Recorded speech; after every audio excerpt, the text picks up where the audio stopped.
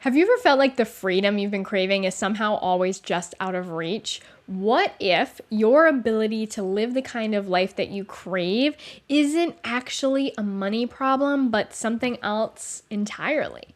I spent years working towards my successful full-time coaching business where I got to work less, take time off, and enjoy my life. But once I finally got there, I realized that I didn't know how to actually enjoy it. In this episode, I'm revealing the missing piece to abundance that nobody talks about, your ability to receive. Because once I realized that I was the one blocking myself from truly receiving the life that I desired, that's when I was able to finally step fully into it. What is up? Happy Money Monday, and welcome back to another episode of the Empowered and Abundant podcast.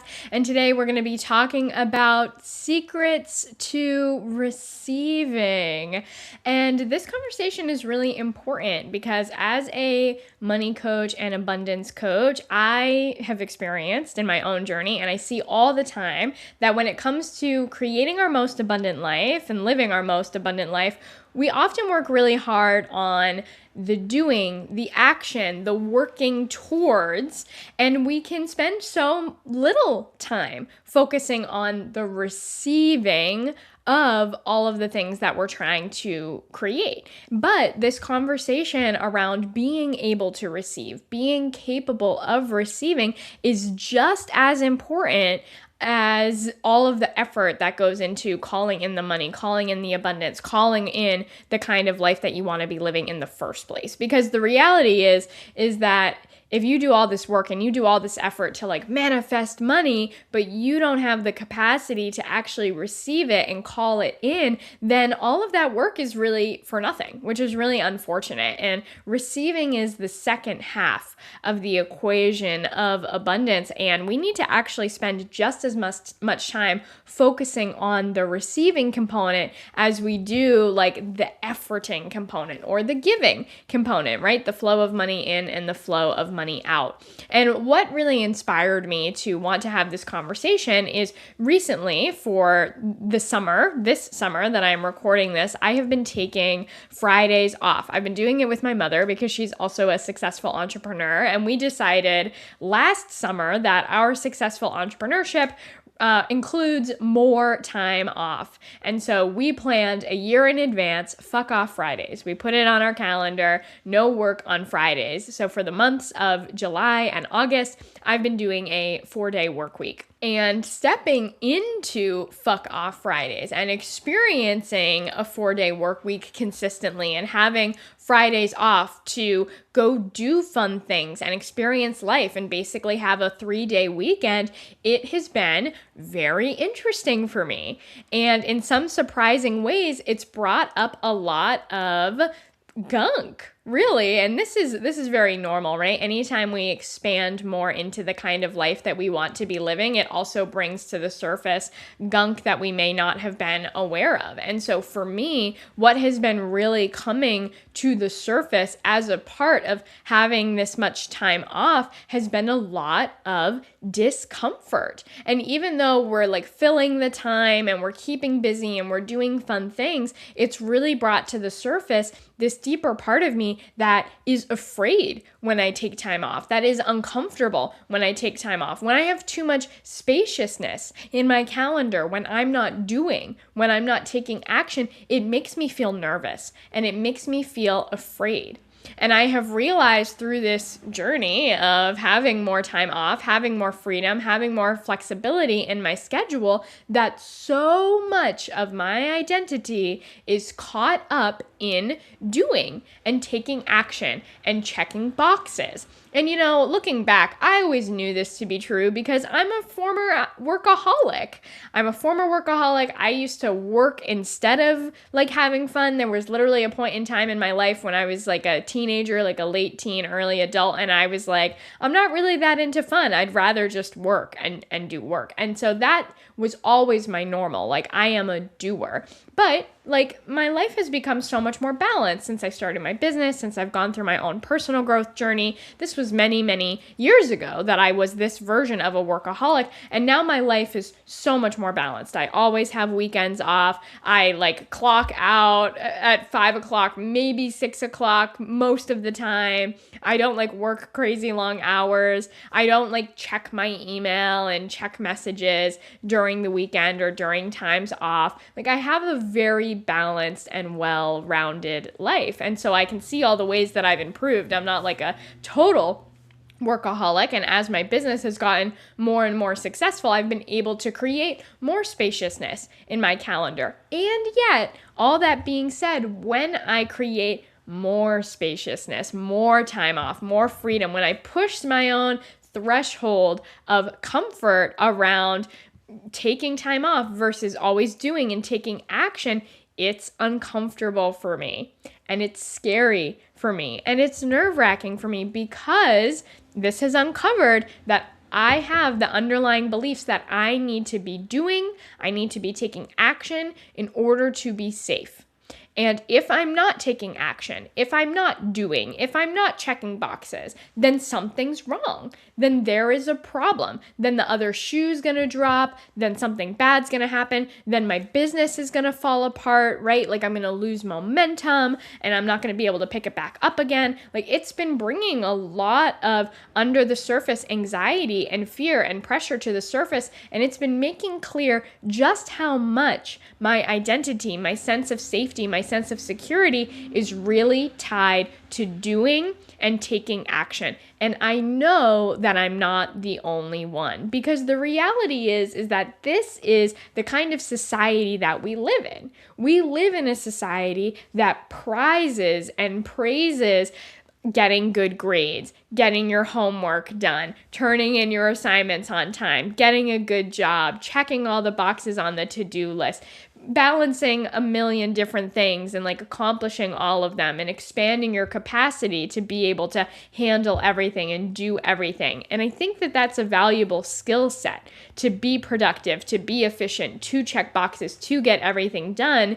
And at the same time, I've had conversations with tons of people who spend their entire lives in this chase, in this doing, in this action cycle, and then they get to retirement age and they retire from their job and they're like, I don't even know what to do with myself because my whole entire life has been spent doing and taking action and working. And now that I have this spaciousness, now that I have this freedom, I don't know who I am, because who I am was tied to working. Who I am is tied to how many boxes I can check. My sense of self-worth, my sense of safety is attached to doing and achieving. And then we get to retirement and it's like really uncomfortable. It's really scary. It's really hard. And because it's so disorienting, because it disrupts our whole way of being. And so when it comes to living and creating your most abundant life, the kind of life that you're dreaming about, right? The one where you can travel and take time off and enjoy life and spend more time with your family and maybe attract passive income, or at least do something that you really love and have work that you're passionate about be the way that you make money and support yourself, and having really great work-life balance. In order to actually create that life that you're dreaming about, we have to overcome this issue. We have to overcome the parts of us that are really comfortable in the doing and are really comfortable in all the action that we need to take, or that we think we need to take, in order to create it in the first place. Because this is a practice and this is a skill set to enhance our ability to receive and be in the being instead of in the doing. And this is one of the biggest reasons why people can just stay stuck on the never-ending hustle hamster wheel even when things are going well, even when you're working hard, even when you're making money, it's hard for some people to take their foot off the gas, to stop working and to feel okay in that and to feel safe in that and to actually receive and sit in and be in the things that are going well right now, to be in the abundance that is here for you right now. If you haven't built the mindset, the belief system, the identity, the practice, the ability to be safe in chilling out, then it's going to be really hard for you to suddenly, magically live a life where you're just like chilling. It's going to be hard for you to actually receive that and actually create that. When we look at the retirement example, right? You think like once I hit retirement, things are going to be great, but you've spent so many years not knowing how to be in stillness, how to be in spaciousness, how to have plenty of free time, how to have fun. And so we need to learn to practice this now and practice getting comfortable with this now and expanding our capacity to receive, expanding our capacity to be, expanding our capacity to enjoy this life now, to feel safe in that now, because otherwise we'll perpetually put it off. And even if we have opportunities where we have more money, or opportunities where we're able to have spaciousness or free time, opportunities where we're able to travel, opportunities where we're able to take time off, we're going to feel so uncomfortable in that we start to self-sabotage, and we keep ourselves busy because that's what feels safe and that's what feels comfortable. Or we'll create situations where like we have to stay busy, or problems are popping up and we just can't settle. We can't just relax, right? This is a very common theme for people who chaos is your form of comfort. Chaos is your form of normal. Being busy, being in the, oh, there's always another problem. There's always another situation. There's always another thing going on. Why can't I just relax? Part of that is self-created because chaos is your comfort zone. That's the same exact pattern. If we're so used to living in chaos, we think that someday when the circumstances change, when we have more money, when the situation changes, when things are different, then finally all that chaos is going to stop and then we can enjoy. But that is so often not the case. I know that like some of you can relate to this. Like shout out if you can. Being like, okay, I have a full day off. It's going to be so nice. And then you don't like sit and relax like you planned on doing. And you end up like doing a bunch of chores and staying busy and going places. And yeah, that can be fun. But then at the end of the day, you're like, what the heck? Like I just wanted to relax. And now I feel exhausted because I spent the whole time being busy and doing things. This is what I'm talking about. We have to be able to practice chilling and enjoying and becoming the type of person that we are in the vision, because that doesn't just miraculously happen, especially when we've spent our whole entire lives doing. So what do we do about it? How do we unwind this?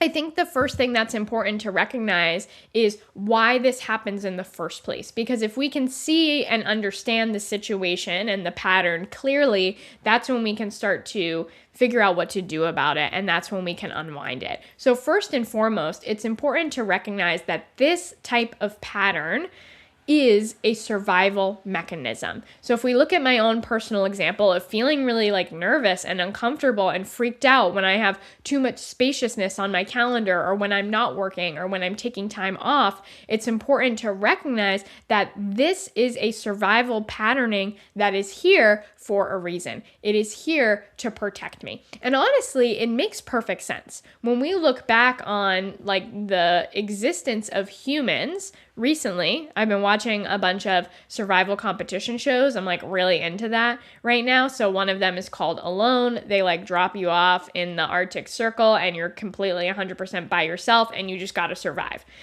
It's really cool to watch these people like all alone and doing their own camera work and like figuring out how to survive and build shelter and make fire and like catch food, and how they're going to deal with that and deal with nature. So if we flash back to when that was all of our reality, like before modern civilization, when we had to work in such a way in order to survive, you do have to constantly be doing. You do have to okay, if I want to eat today, I got to go implement some things to go eat. If I want to sleep in a shelter today, I need to go implement and build a shelter. If we look back in farming culture as well, if you had your own little homestead and you were providing for yourself and you had your own little farm, you had to go and take care of the crops. You had to go make sure you were weeding, you were plowing, you were tilling, you were harvesting, you were doing all the things. You were preparing for next year's harvest, because if you didn't, you couldn't survive. And so doing and moving is very much baked into our sense of survival and our sense of safety. Then when we flash forward to the modern day and age, that might not always be the case for everyone in every situation, right? We've created methods of more passive income, or we have created a life where we're making money in some circumstances and in some situations, and in other situations, we're just living our lives, right? So if you're in a traditional 9-to-5 job, what this looks like is, okay, I'm going to work during this 9-to-5 period and make money. And then outside of that 9-to-5 period, I can live my life and enjoy my life. The problem is that we don't always create that sense of separation. And even if we're outside of the working hours, we still take that same doing hustle. I need to survive. I need to put in effort. I need to check boxes in order to survive. We take that with us. But it's not always accurate, and it's not always true that we need to be on all the time. Even when we look at these survival situations for the survival shows that I've been watching, for example, they can spend a lot of time building a fishing net and then putting that fishing net in a good spot in the river, and then that fishing net just catches fish for them. Right? Even in that survival situation, there's an example of I'm putting in the effort now, and now this becomes a passive food stream for me. This is very different than I need to always be standing on the shore and always be catching fish 24/7, right? And this is the same when we look at our modern life as well.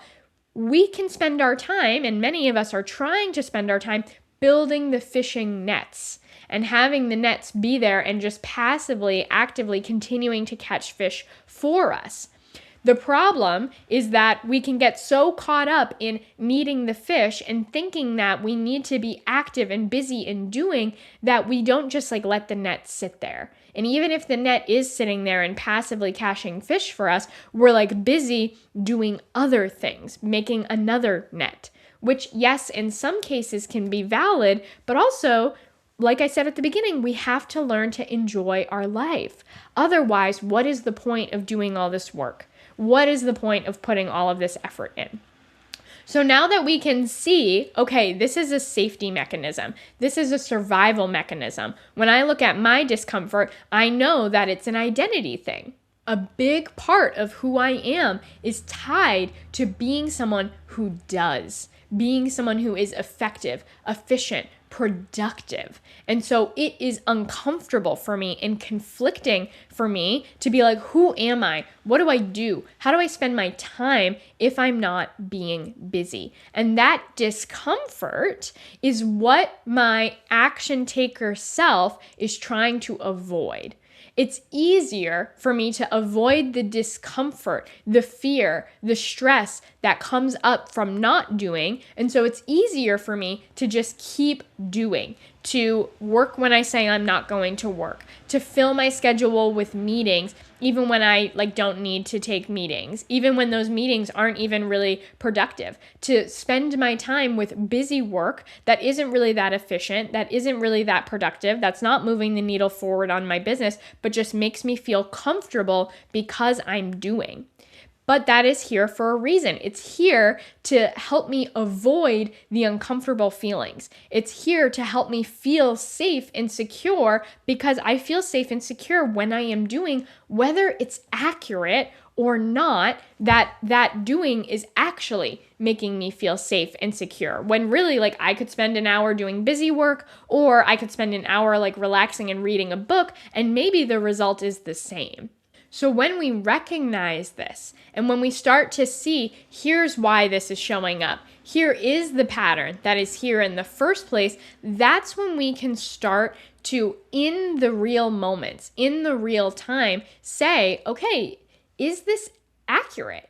Is this an accurate form of safety, or is this just like a made up form of safety? So in this example of I could take time off, or I could do busy work, right? If I'm not bringing awareness to this, I would just default and do the busy work. And I have noticed times where I've tried to have less on my calendar, and meetings just like fill my calendar over and over again.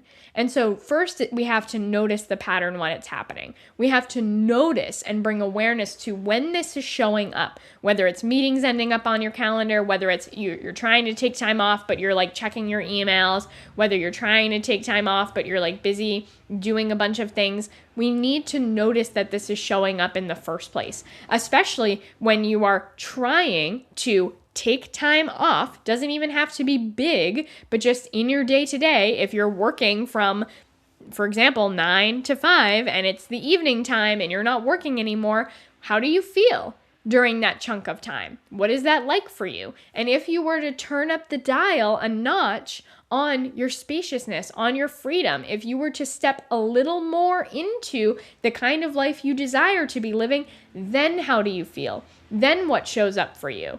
And I noticed for me, like, busyness doesn't always mean work. It's just like filling my time on my time off, where I'm going to like go on a hike and go on a walk and hang out with this person and do this thing, which can be really great. But then when I have a day where it's just like wide open and tons of spaciousness and I'm not doing anything, that's when it gets uncomfortable. And so first we have to recognize how this is already showing up in our day to day. Like, how do we feel when we are relaxing, when we are taking time off, when we are doing the things that we envision doing in our vision that we often don't give ourselves the opportunity to do. And then if we expand that and step even more into that, then what happens? Then what are the feelings? Then what are the thought processes that show up?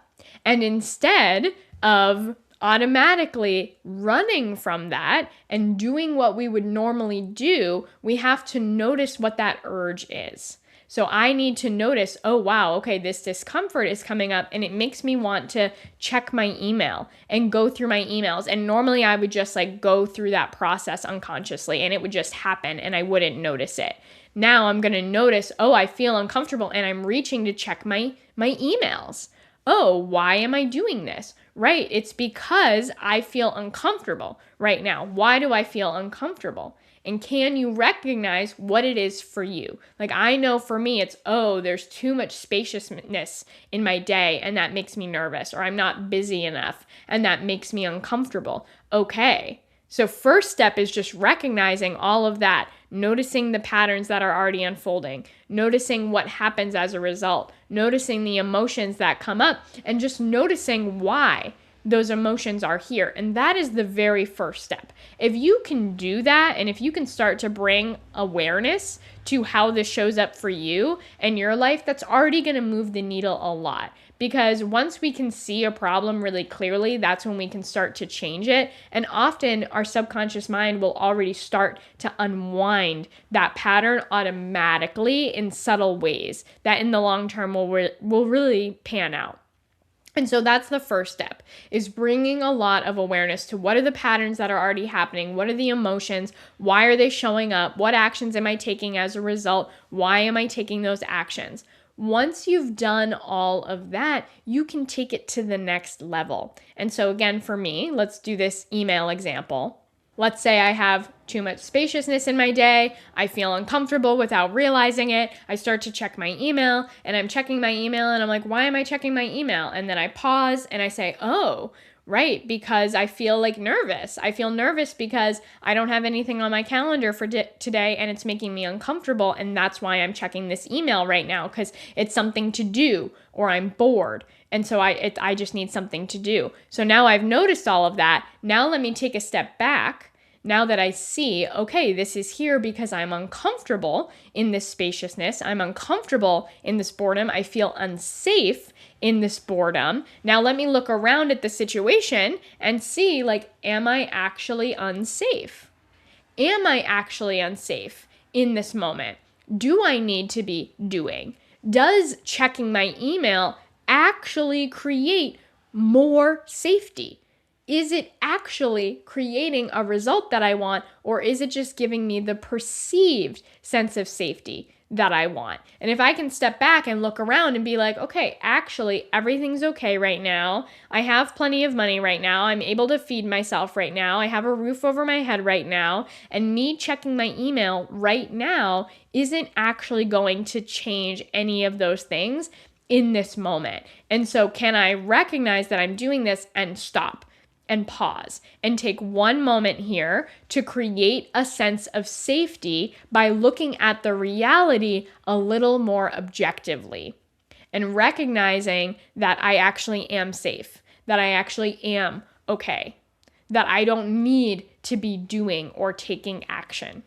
And this is really the practice to begin to unwind this. And this is what I have had the opportunity to get to practice a lot throughout this summer as I've been taking more and more time off and recognizing like discomfort coming to the surface. Instead of letting that discomfort propel me into working and doing more, I'm seeing this discomfort when it's coming up. I'm bringing awareness to the fact that it's wanting me to take action, that it's wanting me to do. And instead, I'm spending a lot of time reminding myself that it's okay for me to be in this. And also, I'm looking at all of it as an experiment, especially as I am stepping more and more into an abundant life and expanding my capacity to take time off and enjoy life. I'm looking at it as an experiment because since my sense of survival and safety is tied to doing, there's a part of me that's like, no way, Scarlett. Like, if you have this time off, like things are going to go bad. Things are going to fall apart. Like, you can't trust this. You can't do this. And the reality is that I've never really lived this way before. I've never really had 4-day work weeks for a whole summer. This is new. And I feel like I know how it's going to go, but I don't really know. And so I also can honor this part of me that's afraid. I can also respect this part of me that's afraid and is trying to protect me. And I can say, you know what? You're right. Maybe it is all going to fall apart. Maybe I don't know how it's going to go, but in this moment, I'm okay. In this moment, I'm safe. And if I zoom out and look at the trajectory of my life and the trajectory of my growth, I can see that things are always okay. Things are always going to be okay. But also, in the worst case scenario, if you're right, and if this really is a problem, and if it is all going to fall apart, how am I going to solve for that? What am I going to do about it? If really everything totally did go downhill and like my business started falling apart and I like ran out of all the money, like what would I do in that worst case scenario?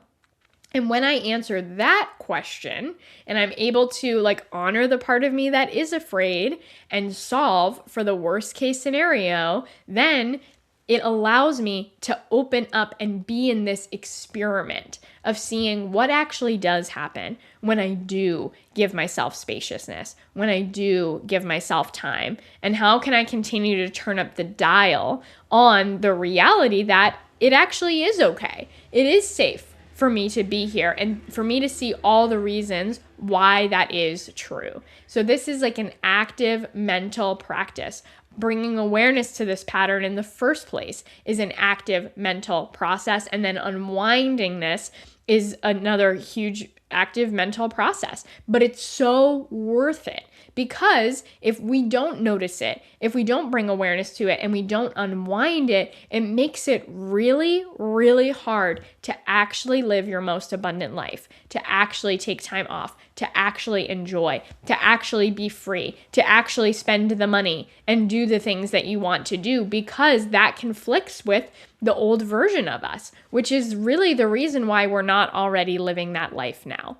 This is why in Empowered Abundance, I spend the whole first month of the program helping my clients bring awareness to these internal patternings and processes where we recognize all the ways that we keep ourselves stuck, self-sabotage, or hold ourselves back, living in the same cycles and same patterns over and over again. Because that's exactly what prevents us from actually stepping into the kind of life that we desire, even when we have the resources, even when we have the ability to live that life. We have to do this internal work first so that we know exactly what is standing between where we are now and where we want to go.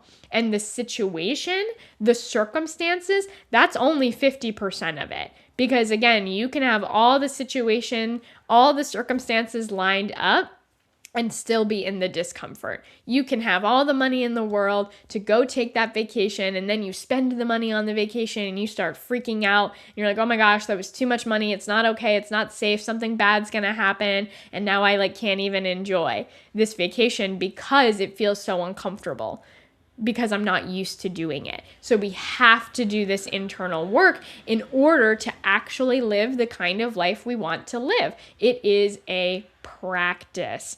And that is what is required in order to live your most abundant life, is to be able to receive. And when I say receive, I don't just mean accept money, but I mean be in and be safe in the kind of life that you actually want to be living. So if you want to bring more awareness to your relationship with money, which everything that we talked about today touches on your relationship with money. That's the internal belief system on your sense of safety, your sense of self-worth, your sense of survival, right? All of that ties into your relationship with money and your ability to have money, hold money, spend money, receive money, and live your most abundant life. And if you want to bring more awareness to your relationship with money, to these patterns, to these belief systems, that's the best, most powerful first step. I have a perfect tool to help you do that. If you haven't already, take my free quiz to discover your money mindset type. This will help you discover exactly what your current relationship with money looks like, what your unique money mindset type is, because everyone has a different starting point in their current money mindset type. And from that starting point, you can take different actions to get different results. This is one of the biggest reasons why different money manifestation techniques don't work for everybody, is because we're starting from different places. And when we bring this level of awareness to our money mindset type and to our relationship with money, that's when we know exactly how to start moving forward. This is a free quiz. It's super short. It'll only take you 2 minutes. It's really fun. And from that, you will get so much information about your current money mindset, the strengths of that money mindset, the challenges and the hardships that come with that money mindset, and the specific next steps to take for you based on your unique money mindset type and how to move forward. So you can take the free quiz to discover your money mindset type on my website, thebizhippie.com/quiz, and check out the link in the show notes below. And that is what I have for you this week. Thanks so much for tuning in to another episode of the Empowered and Abundant podcast. Have a great rest of your Money Monday, and I will see you next week.